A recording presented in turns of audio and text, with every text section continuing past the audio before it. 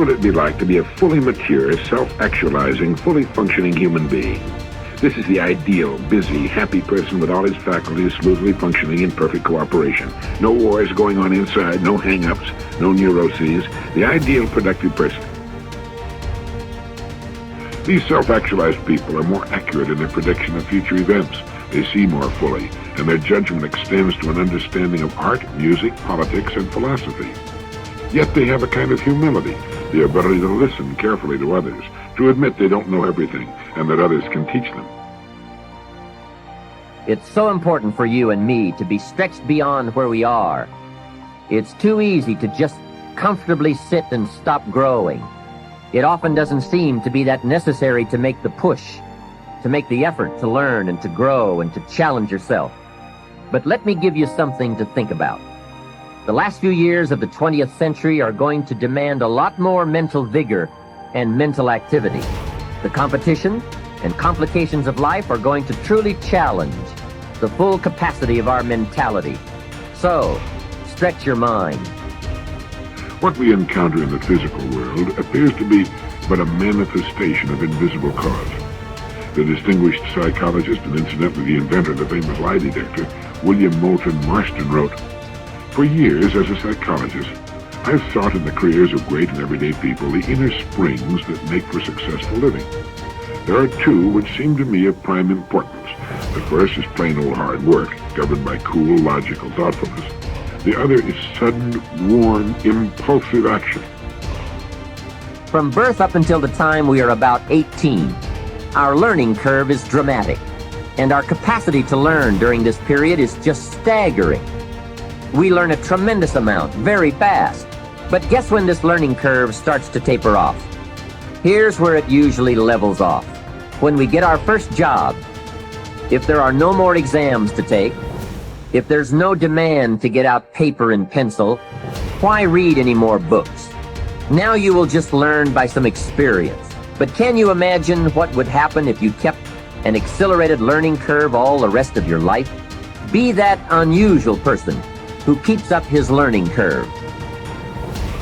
Now there's a big difference between what you believe and what you know. Everything that you know is something that you have made conscious contact with.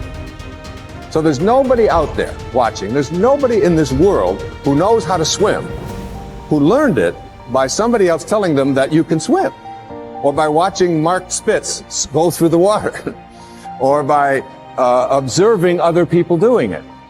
You may remove some of the doubt, but you will never know how to swim until you get in the water and blub around a few times and then do it. And then you'll have a knowing, and that knowing is something that you'll never lose. Succeeding in life is not usual. It's unusual. You need to develop some unusual habits to earn the outstanding rewards. The subconscious mind and wealth. The trouble with most people is that they have no invisible means of support when business falls away, or the stock market drops, or they lose their investments. They seem helpless. The reason for such insecurity is that they do not know how to tap the subconscious mind. They are unacquainted with the inexhaustible storehouse within. A man with a poverty-type mind finds himself in poverty-stricken conditions. Another man with a mind filled with ideas of wealth is surrounded with everything he needs. It was never intended that man should lead a life of indigence. You can be wealthy, have everything you need, and plenty to spare. Your words have power to cleanse your mind of wrong ideas and to instill right ideas in their place. I have talked to many people during the past 35 years. Their usual complaint is, "I have said for weeks and months that I am wealthy. I am prosperous, and nothing has happened." I discovered that when they said, "I am prosperous, I am wealthy," they felt within that they were lying to themselves. One man told me, "I have affirmed until I am tired that I am prosperous. Things are now worse. I knew when I made the statement that it was obviously not true." His statements and those of the others were rejected by the conscious mind, and the very opposite of what they affirmed and claimed was made manifest. Autosuggestion succeeds best when it is specific. and it does not produce a mental conflict or argument. Hence, the statements made by this man made matters worse, because they suggested his lack. The subconscious accepts only your convictions and beliefs, not just words or statements. The dominant idea or belief is always accepted by the subconscious mind. The following is a way to overcome this conflict for those who have this difficulty. Make this practical statement frequently, particularly prior to sleep. By day and by night, I am being prospered in all of my interests.